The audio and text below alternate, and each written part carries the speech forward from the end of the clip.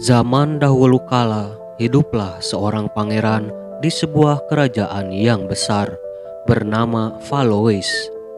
Ia adalah satu-satunya anak dari sang raja bernama Raja Leoncourt, yang kelak di kemudian hari akan menjadi pewaris tahta raja dari sang ayah. Kerajaan ini bernama Aztas. Valois terlahir sempurna sebagai pangeran. Ia memiliki paras yang tampan, rambut panjang bergelombang, tidak terlalu tinggi dan tidak terlalu pendek. Alis matanya tebal, bulu mata yang lentik, sorot matanya tajam, dan memiliki khas celah mata yang ia dapat sejak lahir. Dari semua deskripsi yang disebutkan, ia memiliki inti dari paras yang ditampilkan, yaitu seorang pria yang gagah, namun mempunyai ciri fisik yang lebih condong terlihat seperti perempuan. Maka dari itu rakyat kerajaan menjulukinya sebagai Pangeran Bunga. Selain penampilannya yang menawan, ia juga memiliki ketangkasan dalam seni bela diri berpedang. Umurnya baru 25 tahun, tapi sudah dipercaya oleh sang raja atau ayahnya menjadi panglima tertinggi pasukan perang. Ini berkat pengalamannya yang banyak di pertempuran. Valois sudah terjun ke medan perang saat usianya baru berusia 15 tahun. Saat remaja, ia dilatih langsung oleh orang kepercayaan sang raja bernama Bertrand. Sebelum Valois diangkat menjadi panglima tertinggi angkatan perang, Bertrandlah yang menyandang gelar itu, sehingga semua bakat pertempuran, strategi militer, diplomasi, kecakapan, pengetahuan, semuanya ia ambil dari apa yang sudah Bertrand ajarkan kepada Valois. Namun, di balik kesempurnaan Valois, ia memiliki sifat yang angkuh dan arogan, memiliki ego yang tinggi, dan kebanggaannya yang sangat ia junjung tinggi seringkali meremehkan lawan-lawan yang ia temui di medan perang. Dan inilah yang membuat di suatu pertempuran ia harus menelan kekalahan yang telak. Mari kita dengarkan kisah-kisahnya itu. Hari itu, di tahun-tahun kecemerlangan raja sebagai pemimpin, semua rakyat hidup bahagia berkat kebijaksanaannya dan keadilannya yang merata, membuat sang raja sangat dicintai rakyatnya. Namun ada satu hal yang selama ini mengganjal pikirannya, yaitu tentang suatu tempat yang jauh dari pusat kerajaan bernama Marais. Orang-orang Marais menolak tunduk kepada Raja Leoncourt.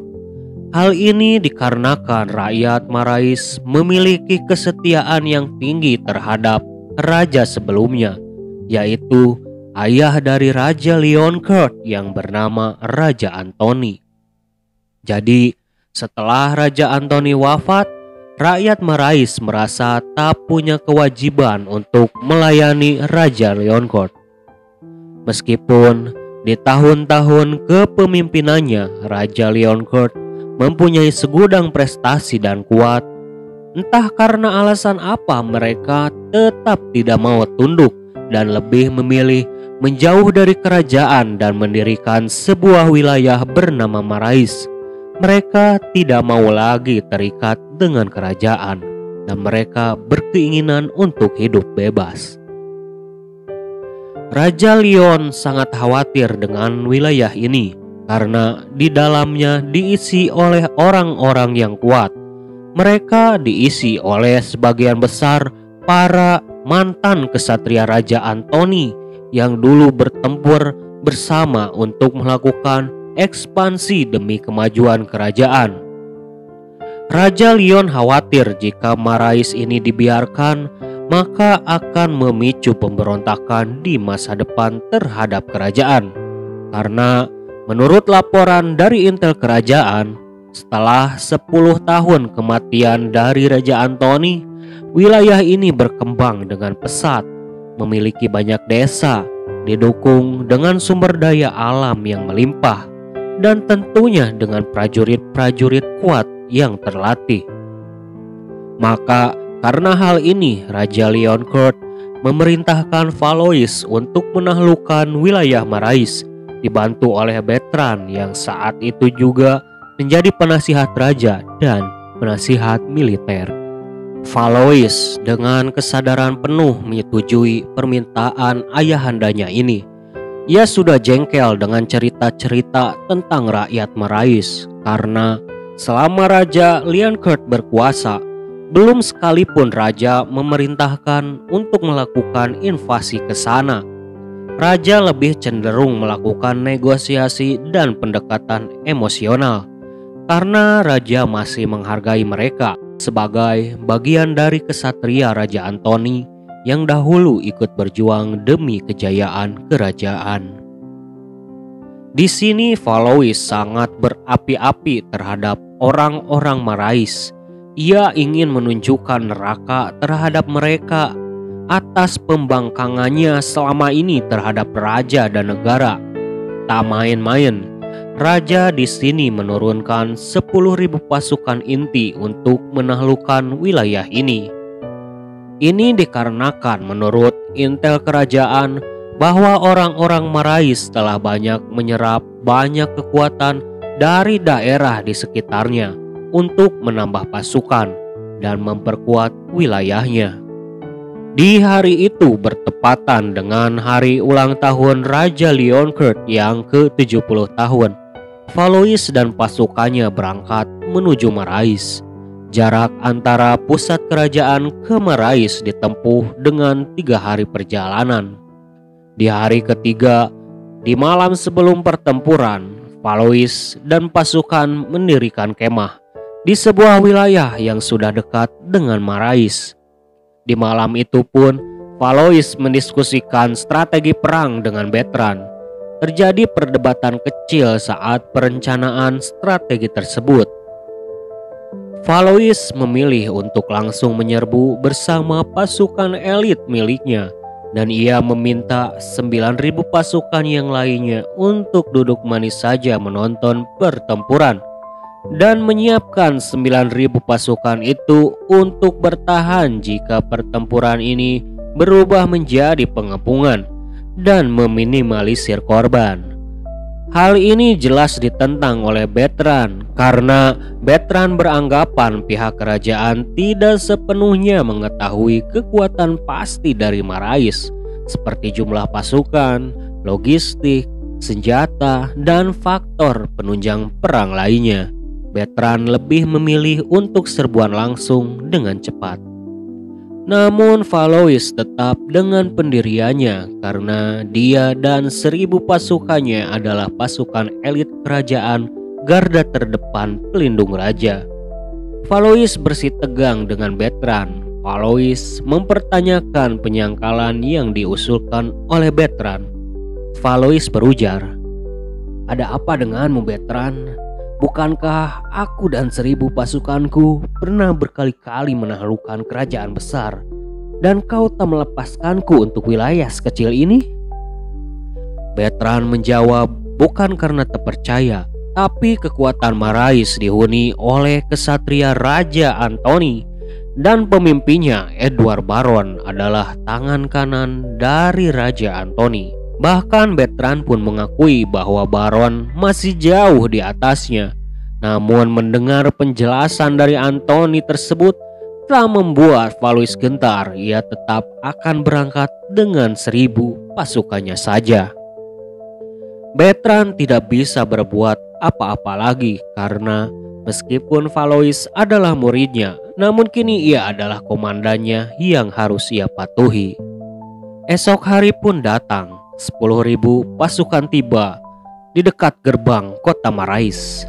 Pada malam hari sebelum pertempuran, Valois sengaja membuat perkemahan dengan nyala api besar supaya pasukan Valois dapat dilihat oleh pasukan pengintai Marais. Hal ini dilakukan agar pasukan Marais terpancing keluar bersiap untuk melindungi kotanya. Valois tidak ingin perang yang panjang. Ia juga benci perang dengan pasukan gerilya. Valois sudah memprediksi taktik gerilya ini akan dilakukan pihak Marais karena letak geografis Marais yang kebetulan dekat dengan hutan. Itu sangat strategis untuk melakukan taktik gerilya, dan yang perlu diinfokan, wilayah utama Marais itu dekat sekali dengan hutan. Itu terlihat seperti hanya sekumpulan rumah yang memanjang masuk ke dalam wilayah hutan. Jadi di malam sebelum pertempuran itu, Valois berupaya untuk memancing pasukan Marais agar keluar. 5.000 pasukan besar menyambut pasukan Valois dengan siap dan siaga. Bertrand menyarankan untuk menambah 2.000 pasukan lagi untuk ikut bersama Valois. Namun Valois menolak, baginya 1.000 pasukannya saja sudah cukup untuk menumbangkan pasukan Marais. Penolakan itu membuat Bertrand khawatir karena yang memimpin langsung ke 5.000 pasukan Marais itu adalah Edward Baron. Bertrand tidak bisa memprediksi strategi apa yang dia lakukan oleh Baron. Karena Bertrand sangat paham betul kecerdasan dari seorang Baron yang sulit ditebak. Bertrand hanya bisa mengingatkan kepada Valois bahwa apabila Valois berhasil memukul mundur pasukan Baron, jangan pernah terpancing untuk memasuki hutan. Valois hanya iya-iya saja, karena dalam hatinya sudah terbesit niatan bahwa ia akan menuntaskannya hari itu juga. Jika ia mampu mendesak pasukan Marais, Valois akan mengejar Baron kemanapun ia pergi. Setelah kedua pasukan saling berhadapan sebelum serangan pertama dimulai, Valois memperingatkan Baron untuk menyerah dan tunduk pada kerajaan tanpa pertumpahan darah. Raja menitipkan pesan pada Valois bahwa Baron dan sisa kesatria yang lain akan diberikan jabatan penting di militer apabila menyerah pada saat itu juga. Namun tawaran ini ditolak mentah-mentah oleh Baron. Baron berkata, "Kami pasukan kesatria Raja Antoni tercipta untuk mengangkat senjata, tidak akan bertekuk lutut pada Raja Leon meskipun ia menghadiahkan istana." Ucapan ini tentu saja tidak dapat ditolerir lagi oleh Valois, seorang pembangkang yang nyata telah berdiri di hadapannya. Valois bersiap menyerang, membagi 1.000 pasukannya menjadi 100 pasukan kecil, menyesuaikan jarak antara satu pasukan dengan pasukan yang lain. Hal ini bertujuan untuk memecah fokus pemanah musuh, dan apabila para pemanah sudah berhenti, maka Valois memerintahkan pasukannya untuk bersatu kembali menjadi satu barisan. Perlu diketahui bahwa unit pasukan Valois ini adalah kavaleri, jadi mobilitasnya sangat tinggi dan tingkat keberhasilan untuk menerjang panah pun sangat tinggi pula, ditambah dengan perisai dan persenjataan lengkap. Strategi ini berhasil dilakukan. Pasukan Valois sudah berhadapan langsung dengan pasukan Baron. Baron memerintahkan pasukan tombak panjangnya untuk maju dan membuat benteng dengan tombaknya untuk menyulitkan kuda masuk menuju pasukan utama Baron. Perang pun pecah setelah momentum saling bertabrakan kedua pasukan tersebut. Tabrakan ini sama-sama membuat korban berjatuhan di kedua belah pihak. Namun nampaknya tentara lapis pertama Baron ini malah yang mengalami banyak kerugian, karena sebelum saling bertabrakan, ke-1.000 pasukan Valois secara serentak melemparkan tombak untuk menghujam tentara lapis pertama Baron. Ini menjadi jalan untuk memudahkan kavaleri Valois melakukan penetrasi. Kini pertempuran berubah menjadi pertempuran jarak dekat.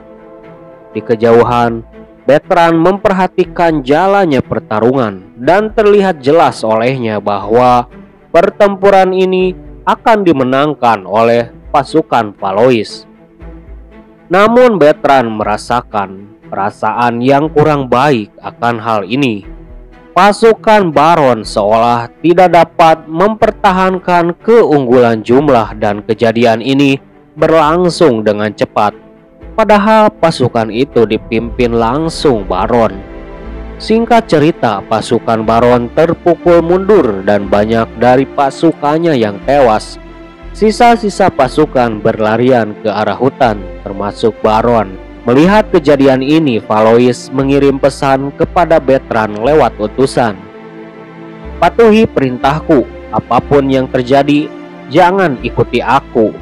Aku bisa menyelesaikannya sendiri, duduk manis dan minumlah teh." Mendengar pesan ini, Bertrand sudah tidak bisa apa-apa lagi karena perintah dari Valois adalah mutlak. Dan Bertrand sangat mengerti karakter dari Valois. Jiwa mudanya sangat membara, ego dan kebanggaannya yang tinggi membuatnya sulit untuk dihentikan. Valois dan kavalerinya mengejar masuk ke dalam hutan.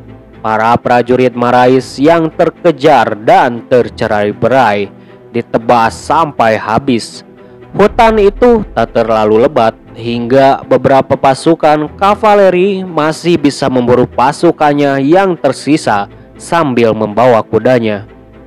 Namun awal petaka mulai muncul. Valois baru menyadari bahwa ia telah masuk jauh terlalu dalam. Dan sebenarnya tercerai-berainya pasukan Marais adalah bagian dari strategi Baron untuk memecah fokus dalam pasukan Valois, hingga pada akhirnya pasukan yang bersama Valois tinggal sisa 20 orang. Dan inilah momen saat pasukan Marais membalikan keadaan. Hingga pada akhirnya pasukan yang bersama Valois tinggal sisa 20 orang. Dan inilah momen saat pasukan Marais membalikan keadaan. Saat pasukan Valois kehilangan fokus, datang serbuan dari sayap kanan dan kiri hingga mengisolasi pasukan Valois. Dan pasukan tetap di posnya membiarkan Valois tetap masuk ke dalam hutan, fokus untuk menghadang pasukan Valois yang tersisa. Di tempat Bertrand muncullah pasukan sebanyak 5.000 orang dari tempat yang tak terduga. Mereka dipimpin oleh salah satu mantan kesatria terkuat Raja Antoni bernama Nikolai Dulak. Mereka berniat untuk benar-benar mengisolasi pasukan Valois. Nikolai dikenal sebagai orang yang tak kenal kompromi. Hingga di momen ini pun ia langsung menabuhkan genderang perangnya menghadapi ke-9.000 pasukan Bertrand. Pertempuran sengit pun terjadi. Perbedaan jumlah tak membuat gentar pasukan Marais yang dipimpin oleh Nikolai ini. Karena tentu Nikolai bersama pasukannya yang terlatih. Nikolai berteriak, "Lama tak jumpa, Bertrand. Aku di sini untuk mengirimmu kembali pulang dan ucapkan salam perpisahan pada anak sang raja." Kembali ke pihak Valois, Valois dan sisa pasukan yang bersamanya harus bertempur dengan 50 orang pasukan musuh. Namun di sini tujuan Valois adalah untuk mengambil kepala Baron. Jadi ia meninggalkan pertempuran itu dengan membawa hanya 5 pasukan untuk mengawal. Baron masih terkejar dan ada pada jarak pandang Valois. Namun ini membuat Valois telah terpancing jauh masuk ke dalam hutan. Nah, di momen yang krusial ini pasukan Baron berbalik untuk melawan Valois dan kelima pengawalnya. Di sini pasukan Baron pun hanya 5 orang, jadi ini adalah pertempuran yang adil. Namun sayang, orang-orang di sisi Baron adalah yang terkuat. Valois kalah telak dan terluka parah. 5 pasukannya pun mati. Kini hunusan pedang Baron sudah ada di leher Valois. Namun Baron tidak berniat membunuhnya. Ia akan menjadikan Valois sebagai tawanan yang berharga, mengabarkan kekalahan Valois ke garis depan tempat pertempuran antara Bertrand dan Nikolai. Dengan sampainya kabar itu, otomatis perang berakhir dengan kemenangan pihak Marais. Karena pangeran kini telah tersandra, Baron memberikan pilihan kepada Bertrand melanjutkan perang atau membawa sisa pasukannya ke kerajaan. Jika melanjutkan perang, pangeran akan tetap mati meskipun Bertrand melakukan serangan balik, karena pangeran sudah menjadi tawanannya, atau memilih pulang ke kerajaan dengan jaminan keselamatan pangeran. Bertrand dengan berbesar hati menerima kekalahan ini dan pulang ke kerajaan, karena keselamatan pangeran adalah prioritas utama. Oke, nantikan lagi kelanjutan dari mini seri ini teman-teman, karena bagian-bagian berikutnya bakalan seru banget. Aku baru memulainya dan ini akan terus berlanjut. Akan ada banyak konflik, pertempuran, cinta, pengkhianatan, kejayaan, dan kekalahan. Jadi jangan lewatkan. Aku akan usahakan untuk rilis cerita ini 1 minggu 2 kali. Jadi jangan lupa untuk datang kembali dan mendengarkan kisah Pangeran Valois ini di chapter yang akan datang.